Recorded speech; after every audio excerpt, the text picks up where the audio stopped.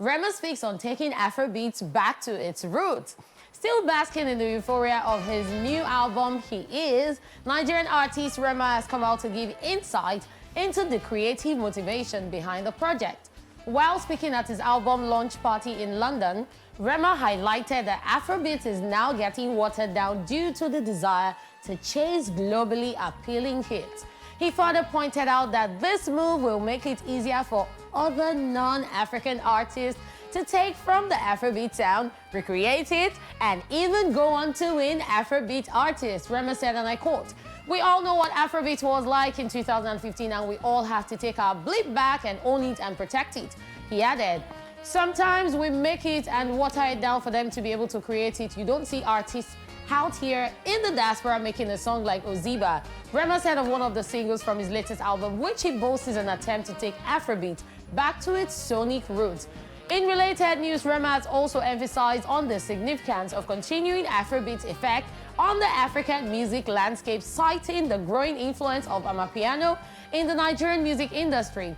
This was made known in a recent interview with Apple Music, where Rema said, and I quote, "I had to go back while creating my new album. I took a lot of inspiration from Mo Hits. For the first 4 seconds when a Mo Hit song comes in, you already know it's a Mo Hit song. The jazzy just goes crazy on the beat. The times when Olamide used to drop crazy songs, he still drops crazy songs. At the time when an Olamide song comes on, you still know P-Square, Two-Face, or Timaya.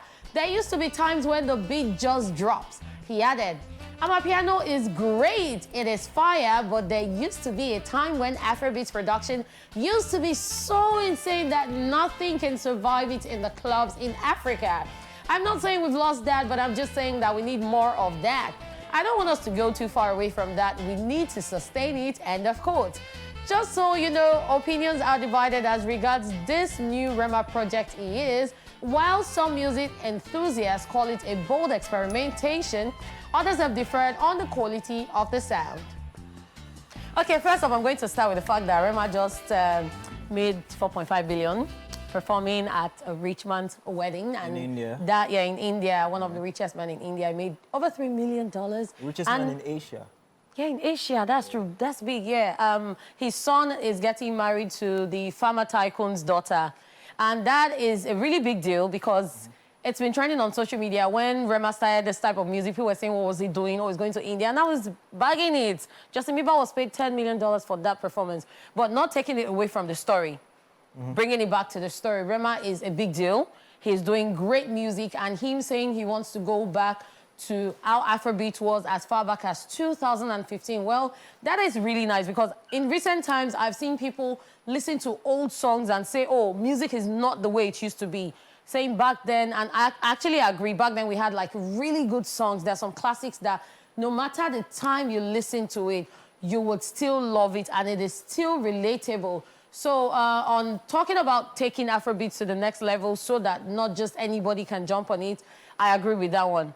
But then I also have to say that Rema is doing a good job and congratulations to him on all he's doing. And then the new album, well, have you listened to it? Unfortunately, I have not sat down to listen to all the songs. But did you hear the song, Oziba? I've heard it. I've heard it. What do you think of it? So I have my different reaction to it. I mean, I feel like everybody should just enjoy your moment and don't always try to sound deep.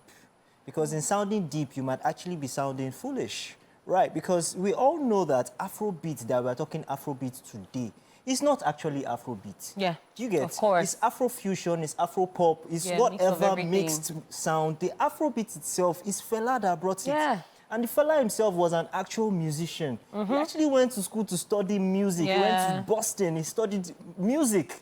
He did all the classicals, he did all that. Guess what? He dropped those sounds. He came back and he was now experimenting with our own traditional instruments and all that stuff. And he came up with that Afrobeat sound, which nobody has been able to replicate. You would say there have been other genres of that Afrobeat. Lagbaja has come with his sound as well. You know, all these guys have come. Even but there's a classic thing. I would even term Lagbaja's sound as Afro jazz because there's a jazz feel to his own sound. You know, so these guys are coming with the digitalization of music. We're bringing pop culture into it. Yeah, you know, of course. it's getting new every day, right? The sound, and then he's saying, oh, we're trying to protect it from other people from jumping. did they protect? I'm a piano. It's not even, yeah, did they even protect the Caribbean sound? Did they protect dancehall? We're all jumping on dancehall music. We've all done dancehall music. We've done all that. Why are we protecting it? If it's something that everybody wants to jump on, let them jump on it. But it cannot be as original. As we can never sound like Nigerians a Movado. Of course. Right. No matter how much Burna Boy wants to be a dancehall, he can't be like a Damian Marley. And no matter how much like Patoran King does his supposed patois, he cannot, I get it. I have my different reactions. See, Rema is trying to experiment. I mean, everything has been sounding different, the same recently. So he's trying to go off. He's the first person. Yeah. In fact, he's not even the first person that started the Indian sound. He's not, of Right, course. because you had Dice Alice came.